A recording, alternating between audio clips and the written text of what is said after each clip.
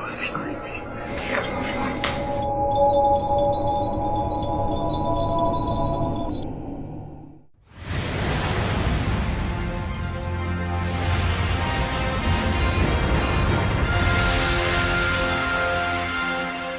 And welcome back to the X Zone, everyone. My name is Rob McConnell. We're coming to you live and around the world from our broadcast center in Hamilton, Ontario, Canada. Worldwide toll-free 800-610-7035. Email xzone@xzoneradiotv.com. On all social media sites, X Zone Radio TV, and our main website, where you can listen to the X Zone 724-365 is www.xzoneradiotv.com. My guest this hour is Robert Veach, and he has over 25 years' experience as an electrical and mechanical engineer and has a passion for ghost hunting, animatronics, and video production. His Jefferson Graveyard Show has been covered on NBC, CBS, ABC, and WGN-TV News, as well as various Chicago newspapers.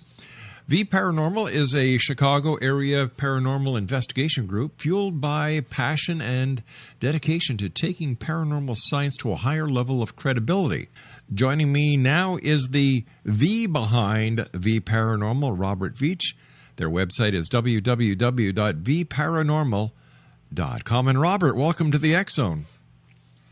Oh, how you doing, Bob? I'm doing pretty good for an old guy. How about yourself? How are things in Chicago? Pretty good. It's warmed up a little bit, so that's always a good sign. So you say it's warmed up, so it's about minus 30 degrees, right? Yeah, right. No, it got up to 50, so that's pretty good. Well, good for you guys. It's still blooming cold here at this part of the Great Lakes. But listen, Robert, I have to ask you, how did you get involved in the paranormal? Well, that's a good question. I've always been interested in paranormal for many years, and about 4.5 years ago, I was taking some pictures at my aunt's house, and my son was in one of the pictures. There was a really unique-looking image that was kind of behind him, and to this day I can't explain it, and it was kind of after the death of one of my relatives. So that kind of triggered my interest and piqued it up, and so I started watching a lot of the shows on television, and was getting a little frustrated with how they were using equipment. But, I've always been into the paranormal, but about 4.5 years ago, I formed Vparanormal. Mm-hmm. What are some of the unique research devices that you have invented specifically for investigating the paranormal? Well, there's a lot of different things on my website that are under the technical section. I've always had an interest in gadgets and technical devices. My background's in engineering, so I've always wanted to take things apart from a really young age. So I started taking apart a lot of the devices that paranormal researchers use, a lot of the typical things like the K2 meters, the MEL meters, things like that, and full spectrum cameras and so forth. So I started to modify these things and make kind of unique devices with the whole goal is to really try and prove that there's anything really paranormal going on out there. So the list is pretty extensive. It kind of goes, some of them are optical devices that allow us to see shadow figures. Some of them are audio devices that modify anybody's voice to be at a certain, certain uniqueness that's heard by the other side, theoretically. And some of them are things that work with ghost boxes and other things like that. There's a whole slew of things that I'm experimenting with, and my whole goal is just to try and prove whether this is real or not. Based on the work that you've done so far during your paranormal investigations, where do you feel that paranormal research is heading? Well, it's a good question. I think that the technology that is out there right now is pretty impressive. It's a recent phenomena that we have these full spectrum cameras, and that we have these digital recorders that are so quiet, and they're really not affected by environmental noise and electromagnetic fields like the older recorders were. So I think that that the technology is driving this forward. That's why you're seeing all these shows. You're seeing everybody having these new devices and these new gadgets, because it's relatively inexpensive to get involved with this now, and you really have some really high-tech devices that are available. Do you really think that a lot of these shows on TV are credible? Now, I know that they're called reality shows, but I also know a number of the producers, directors, and when you get them away from the set, like, these shows are anything but reality. How can you and your equipment and the way that you conduct yourself and your background change this image to the better, I mean? Well, yeah. I recently was on a national show called Ghost Asylum. Yeah. And it was a very interesting experience because I was able to bring a few of my devices that are really relatively big devices and really high-tech. Some of them are optical, and other ones are auditory devices. And I have a whole lab that really sits on somebody's shoulder as you walk around. It's called a Paralab. So when I was on this show, it was fascinating because I saw my devices triggering like crazy, and I just saw everything working like I was hoping it to work. But what happens on these shows is that they have to edit them out into a really short amount of time, and they have to kind of produce what's interesting for the audience. So unfortunately, a lot of the things get edited out. A lot of the things that was captured by my equipment never made it to the actual show. But what's shown is that some of my devices actually successfully worked, like the Parashadow, for instance, actually captured an image of two of the people that had died in this building. We were in this Bisman building. So, these paranormal shows, I don't know if they help or hurt the field. I think overall they help the field because what they do is they generate a lot of interest. So people see these shows, they see the devices, they say, you know what, I want to buy this device, so they support the whole industry. Yeah, I understand they support the whole industry, but, it's just like, in my opinion, it's like giving a toy to somebody who wants to do something on the spur of the moment, because in actuality, they don't know what the hell they're doing, and sooner or later, the toy goes and sits on the top shelf, whether the toy is, bought at Walmart or one of these drones that cost over $2,000 with a high definition TV camera in it. Right. Yeah, I think there's a lot of people that get involved with this after thinking it's going to be a lot of fun. Yeah. And they do see these paranormal TV shows, and they think, well, that's pretty scary and that's fun. But the reality is, as you're aware, is it's mostly you're waiting for things to happen, and you're spending so much time in the dark, and usually you don't get much of anything. And then the post-analysis, it takes just months of evidence review of all the cameras and audio. So I think you're right about that. A lot of people think it's all fun, and then they buy this equipment, and then it just sits on the shelf because they don't realize how much is involved in really capturing something. That's right. And like you were saying, the amount of editing that goes on. The producers do have to edit it down to either 22 minutes or 24 minutes for a half-hour show to allow for commercial content. And if the show doesn't pique interest, if it doesn't create numbers, there's no advertisers, and that means the network is not going to renew the show, or they may just decide to drop it after a few episodes. So there's a lot that goes into it. And when the person sitting at home watching the TV, watching the edited master, the broadcast quality, the broadcast edition, they're seeing a finely put together piece of TV show production. And I don't think they realize the work that goes behind by credible investigators and researchers like yourself into making what is just 22 minutes out of maybe, 6, 8, 10, 12, 14 a day, 2 days worth of video. Exactly. It's an incredible amount of evidence review for these television shows. And, I put together a 20-minute video recently, and I was probably analyzing the data for 45 days on and off, part-time, and some days it was 12 hours a day. Because that's just the ratio of how much time you got to spend to capture something, because evidence is really difficult to get. And you're exactly right. These shows have to entertain people, and some of them are kind of scripted, some of them are lightly scripted, but it's a fine-tuned machine. And what I really enjoyed was that they had somebody like myself, more of a technical person, on this television show, and I hope I brought some credibility to it, and they did capture some really cool things, so that's another good thing. Well, you know, credibility is everything in this game, and to see somebody with your background taking a serious look at it, it makes me feel good. It makes me feel as if there is hope for the industry as well as for the research that is going forward. Tell me about the most interesting case that you've worked on. Recently, I was at a home in a town, Naperville, Illinois, and there was a family there that had some paranormal activity, and it's still going on probably to this day. And I brought one of my devices there, and it's a new device. You had on Laura, and she was talking about frequencies. Yes. And it's very interesting what she was talking about, because I kind of invented a device that uses light frequencies and allows an entity to change those frequencies at will.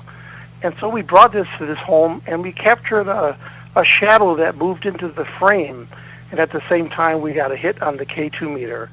So I have this camera going, and I allow entities to present themselves and to see what they look like. It's kind of like a mirror into what they look like. Sure. And they can theoretically see themselves. But the key thing is they could change the frequency, and I think there's something to what all these psychics like Laura are talking about. There's something unique about light frequencies and the frequencies that somebody like Laura is tuning into. Could this also have anything to do with the theory that of the multidimensional aspect of existence, that as they go from one dimension to the next, their frequencies change in order to transcend or transcend into the next frequency or the next dimension?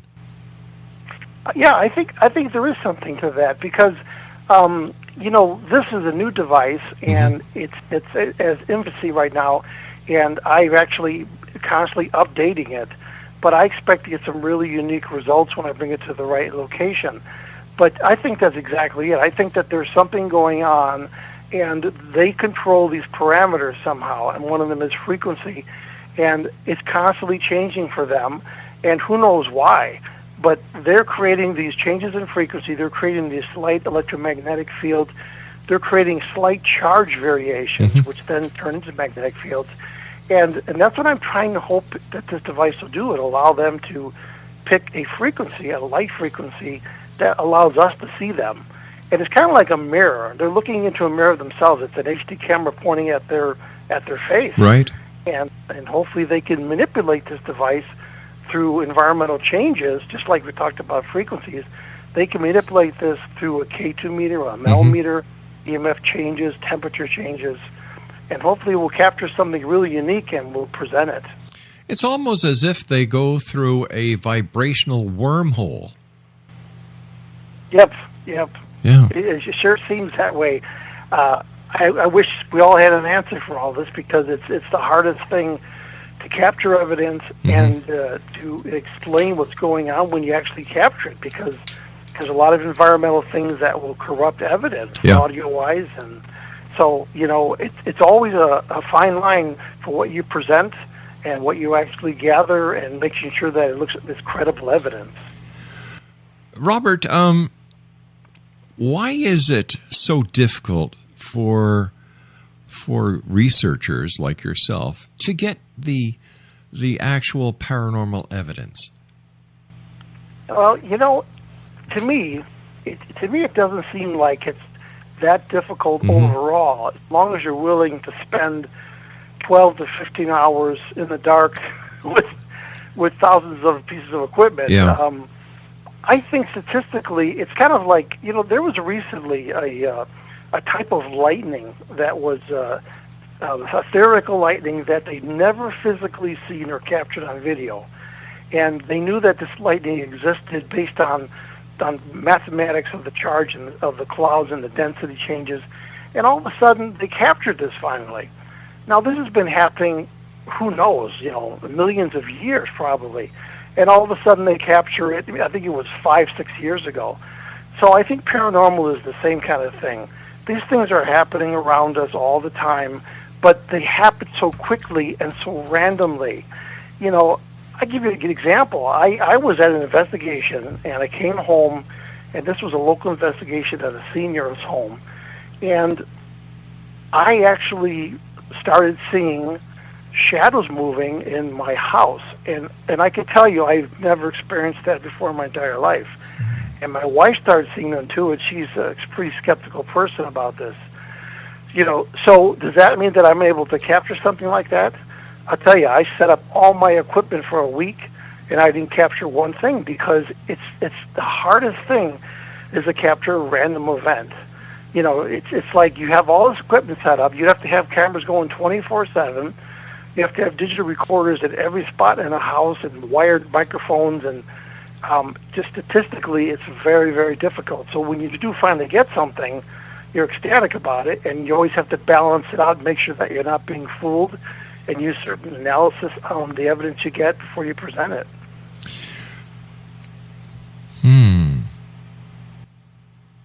Well, can you tell us about ghost boxes? How ghost boxes work? And maybe you can explain to our listeners what a ghost box is. Certainly. Probably in the 70s, there was a gentleman, and I always forget his name, but he started experimenting with some AM radios and some FM radios. And he was a ham operator. He knew what he was doing, and he started to sweep the radio band. So imagine you have an AM radio or an FM radio, and you have one of the older ones, and I'm sure the younger listeners are thinking, I don't know what he's talking about, but the older radios had a mechanical dial. And you would turn that dial when you want to change the station. And, of course, it was static in there, and then all of a sudden it would tune in and you would get the station. Well, he started to vary that thing very quickly by hand, and he started to hear voices coming in. So that was the start of the ghost box. Mm-hmm. The modern ghost box today uses a digital radio, and instead of it sitting on one frequency, like FM 109 or 108, it moves along and it changes digitally very rapidly, 100 milliseconds, a tenth of a second to a half of a second, and it literally changes channels. And it sounds like gibberish. It sounds like you're getting a little part of every radio station. And that's the whole goal of a ghost box, is to scan so fast that it is all gibberish. And then if you all of a sudden get a response from something in the environment that is more than 1/10 of a syllable, then you know that something's going on, because there's no way that you're going to get 4 or 5 radio stations saying something in the sequence that makes any sense. So all of a sudden you have a word like hello, or I'm dead, or goodbye, or a name. And if you're changing channels at a tenth of a second a channel, that's pretty compelling, because no radio station is going to put together a person's name with the word hello that rapidly. So it sounds like a ghost box is another version of a multi-band scanner, like the old Bearcat scanners, that would just scan frequencies and stop momentarily if there was some traffic on that frequency. So how do you decide what frequency to start at and finish at in order to make sure that you don't pick up frequencies or channels that are being used commercially or for private use? That's a good point. And these things work on the FM band with the music. And, you could be broadcasting right now. The X zone could be on a station at broadcasting in the air, and you would pick it up in the ghost box. So the way to avoid the contamination is to lower the antenna or to remove the antenna. I have the antennas removed in all my ghost boxes. But what happens is you do get contamination of a radio station. So a lot of times you'll hear little snippets of sound. But you get really good at listening, and you hear these snippets of sound which don't make any sense, then all of a sudden you get something that's contiguous. And I'll give you an example, Rob. I had the ghost box at an investigation, and the person's name was Trump. It had nothing to do with Donald Trump. And this guy was called Trump. It was short for Trumper. And we kept saying, can you say some entity was driving this guy crazy in his home, and we kept saying, can you say his name? Well, there's several times where it said the name Trump, and if you analyze the audio, you can see that no radio station is going to put together the T, the R, the U, the M, and P. So that's really compelling. And we actually had the antenna removed, and we said, you're playing music into this person's ears, so you're driving them crazy. If you're so powerful, can you play music in our ears? And we captured a whole song that was contiguous, even though the radio was scanning at a tenth of a second. So, you can get some compelling evidence from a ghost spot. You just have to understand its limitations and not be fooled when you get a radio station coming in. Because it's just like you said, it's like a scanner. Right. And it's scanning really fast, but it doesn't stop. It scans and it just keeps looping around on the FM band or the AM band. All right. You and I have to take a short commercial break. Robert, thanks so much for coming on. Very interesting talk. When we come back, I'd like to talk to you about EVPs and what you anticipate that some of your wonderful inventions that are on your website. I loved spending time on your site today. Thanks. Yeah, and how you see the progression of research into this wonderful field. People call it paranormal. I call it normal. Robert Veach is our special guest, Exxon Nation. www.vparanormal.com. That's www.vparanormal.com. And we'll both be back on the other side of this commercial break with the news as the Exxon continues live and around the world from our broadcast center in Hamilton, Ontario, Canada. My name is Rob McConnell. Don't go away.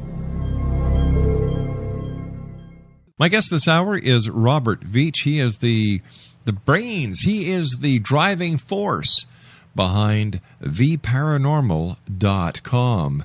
They're based in Chicago, and Robert is a former mechanical engineer who has invented several new pieces of technology specifically to investigate the paranormal. Once again, visit his website. It's a fascinating site, plenty to read, plenty to learn at www.vparanormal.com.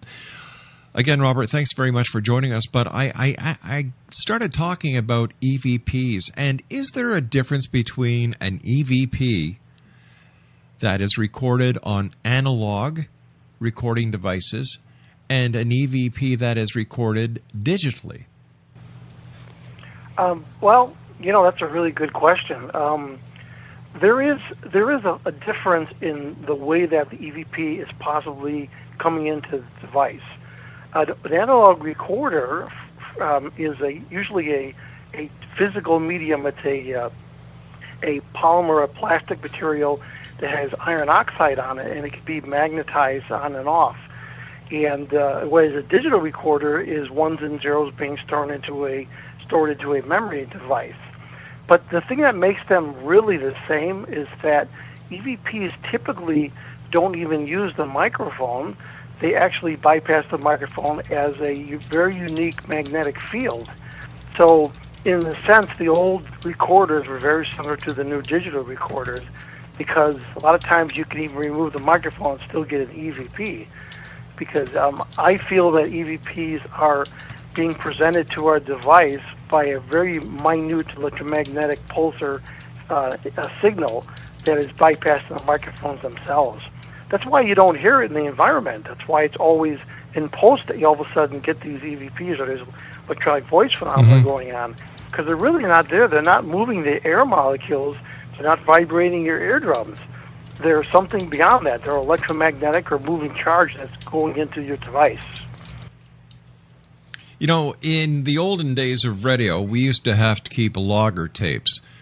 Every 24 hours, actually it was every 12 hours, there was one machine that would click to the next, and we had to keep the logger tapes for the CRTC as well as they do down in the States for the FCC. And after the period of time that was allotted in that area where we had to keep the tape, after that time had passed, I think it was 30 days or 45 days, we would take that tape and bring it to a bulk eraser and you'd put the reel on the electromagnetic plate, hit it, and you'd move it around to erase what was on that tape. But what we found out many times is that we didn't totally erase the tape, and there would be bleed over from the previous play. And I often wonder if this is happening within the EVP community when it comes to the old analog system, or the little analog cassettes that would take these little audio cassettes. That's interesting. The bleed over, probably when you're listening to the bleed over, it was probably going backwards. It probably freaked you out if it was a tape that you would flip around. I don't know what it was. But, that bleed over is similar in a way to an EVP because the bleed over is a minute signal that is left on that iron oxide. And an EVP is always in the mud. It's very, very low. So those probably sounded like EVPs, but they were probably, the leftover remnants of the magnetic field that was on that iron oxide. But today's digital recorders are great because they have shielding in them. They don't allow external signals to go in. You can take a digital recorder today. You can take a family radio, walkie-talkie, whatever, and you can go right next to it, and you won't hear anything on there. Now, you do the same thing with a reel-to-reel or a cassette recorder, but what you're referring to, you would probably get some bleed over into there. So when you get something today, a lot of skeptics say, it's just noise, it's something in the environment. I can tell you right now, if I had a C-Beer a truck outside my window and he was on the radio talking, I wouldn't get anything on my digital recorder because I've tested that. So, excellent. That's good. That's good to know. How do full spectrum cameras work?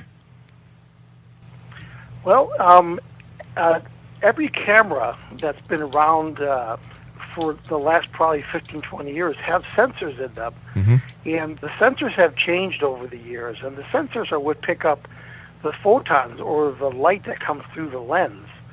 And, the older camcorders use a certain type of sensor. The newer ones use more sensitive ones that are CMOS, it's called.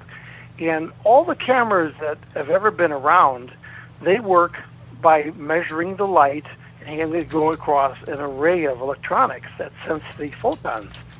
Well, every camera that is in existence, they purposely block the light that's called infrared or ultraviolet, but they keep the white spectrum.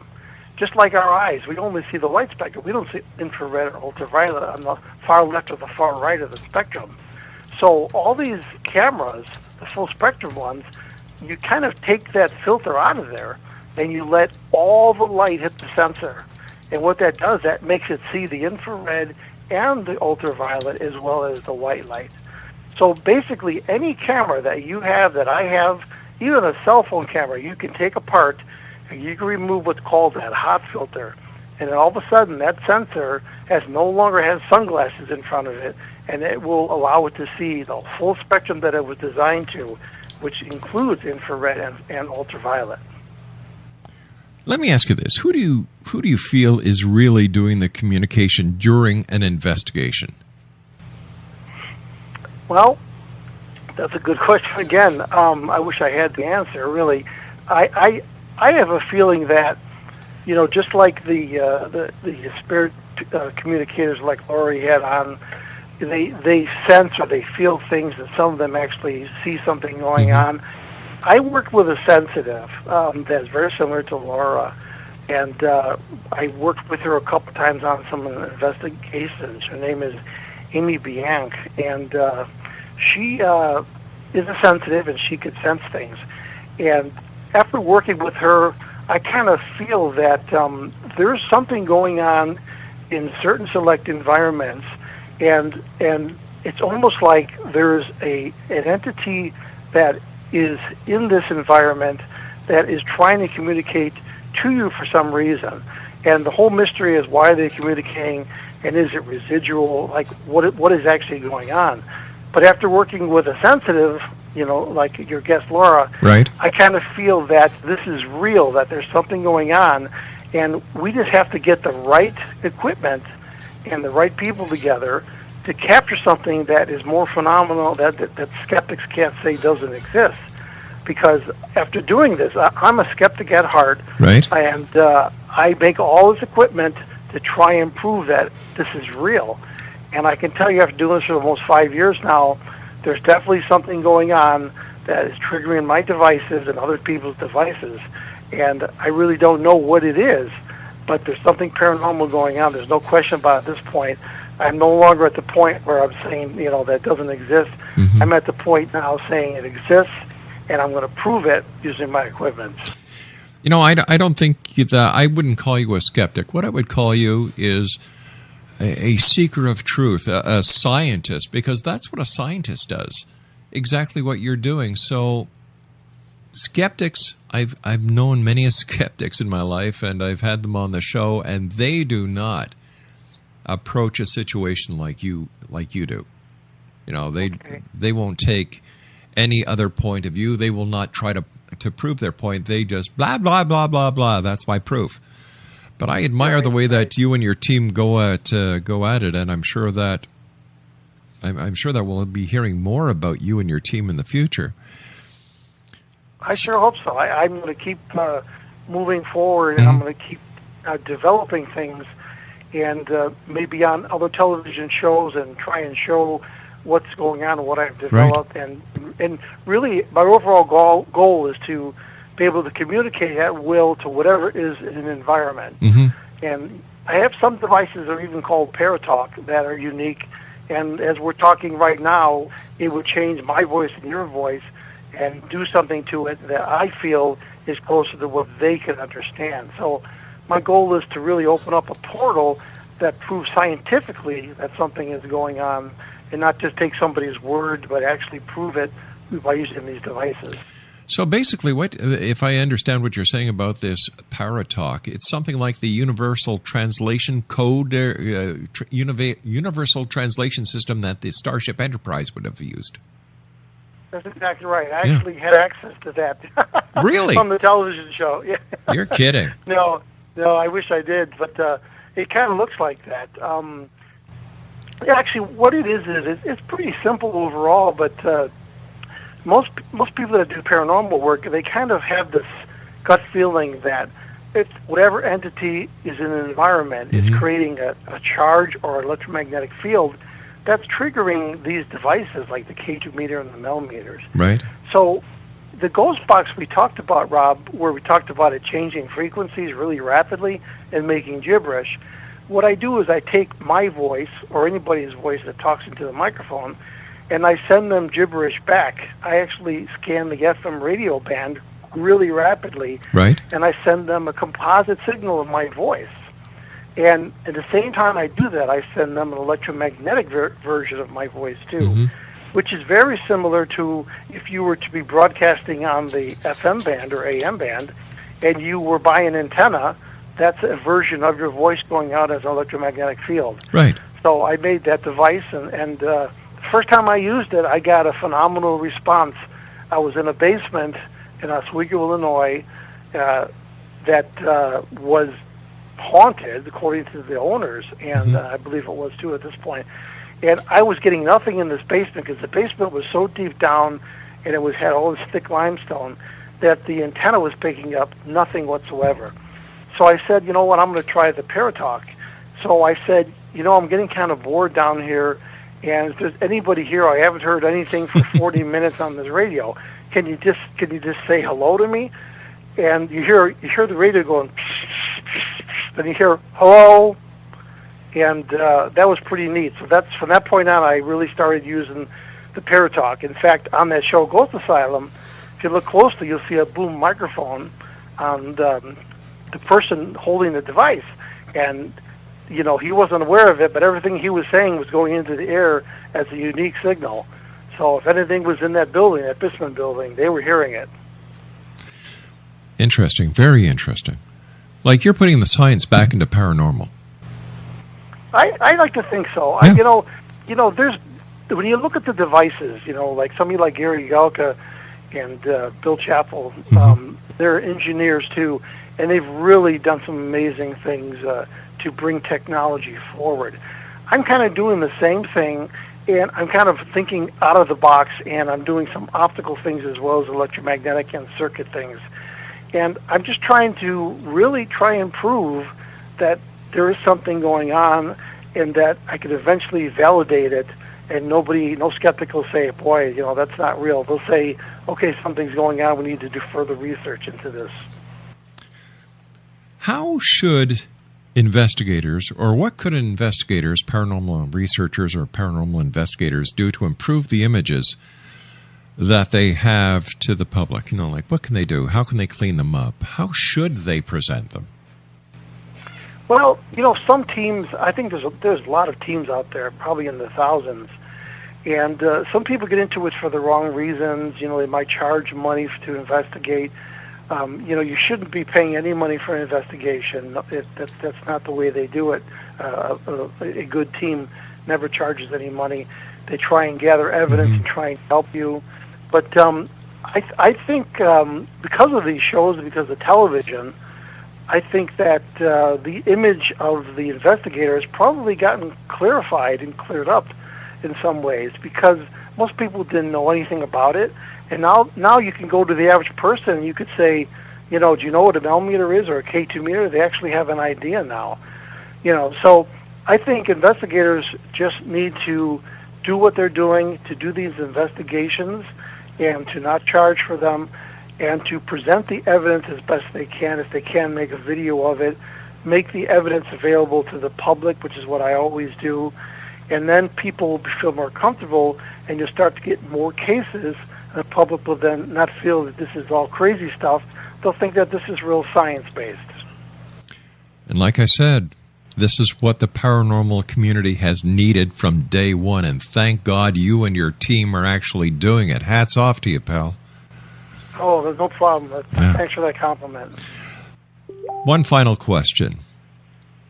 How can researchers or investigators use computer software to clean up the EVPs that we talked about before? Can they, or should they just leave them as they record them? Well, that's another good question, Rob. The EVPs that we typically get are really unclear, and they're really, really low level compared to the audio. Mm-hmm.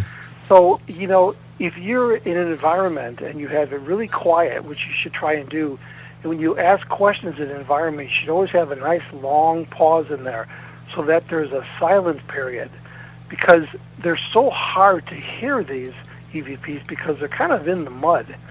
So there's various pieces of software. There's Adobe Audition. There's a free Audacity out there. And what you could do is you could bring what you think is an EVP. It's a little section of your audio. You ask a question and say, is anybody here in this environment? And all of a sudden you get this very low answer to that. And what you could do with that software is you can enhance it. You could just raise the volume of it. And of course you can get fancy. You could put filters on there, and you can try and clean it up. But you have to be really careful with that, because the more you clean it up, the more you create artifacts. And of course artifacts will make it harder to hear the EVP. So sometimes the best thing to do is to just raise the volume on the EVP and present it to the public and let them hear. Because most of the EVPs are classified three ways, where nobody's going to understand it, or about half the people, or everybody will understand it. But most of them are the ones that are really the Class C, that are really hard to understand. So, just use this software and just amplify it up a little bit. And if you want to be sophisticated, do some filtering technique on it to make it a little bit clearer. But one thing that you'll know when you have a recording going, you'll know when you capture an EVP, because you'll be listening with headphones, and you'll ask a question, or somebody will be speaking in the room, and you'll hear this very strange, fast-speaking set of syllables that doesn't sound like anybody in the room. And a lot of times I have mics on everybody, so I have a voice signature of what they sound like. Right. So you know when you get an EVP. And another thing is, EVPs that come in, this phenomena, they usually come in right in the middle of the stereo field. They don't come to the left or to the right. It's not like I got a stereo microphone and somebody in my right saying, hey, buddy, I'm a spirit. It's usually right in the center. and it's in the field. So you can't be fooled because it's going to be right smack in the middle. Kind of like where the drums are in the song. They're always in the middle. Yeah. The EVPs are going to be there too. Robert, the time has come for now where I must say so long to you. Congratulations on the great work you're doing. Congratulations on your team. And I would love to have you back on in the future. I would love to be back on the show. This is great, Rob. I appreciate the opportunity. Hey, listen, if there's anything we can do to help you, you just give me a call. You've got my contact information. Okay, thanks, Rob. Appreciate it. Robert, take care of yourself. And Exonation, Robert Veach has been our special guest this hour. Do yourself a favor. If you know any paranormal researchers, ghost hunters, whoever who has interest or wants to become a bona fide researcher, and they're looking for equipment, send them to www.vparanormal.com. That's www.vparanormal.com. I'm telling you, I was at the site today, spent time there, and it's just amazing stuff. It's about time that people, and I'm glad that Robert and his team are doing this, engineers, scientists, software people are actually getting together, creating the equipment that will finally, hopefully, end this mystery once and for all. Just imagine being able to pick up a little device and talk to someone on the other side who has passed on. Now, that is something that Apple can't do. We'll be back on the other side of this break as we continue here in the X-Zone from our broadcast center in Hamilton, Ontario, Canada. Once again, Robert Veach has been my guest this hour. His website, www.vparanormal.com. That's the alphabet V, paranormal.com. Oh, I'm telling you, these are wonderful times. The truth is out there. And I want to believe. I really want to believe. But I also want to see the evidence to substantiate the claims. And I believe, based on what I heard over this past hour, that the truth is not that far away. I'll be back. Don't go away.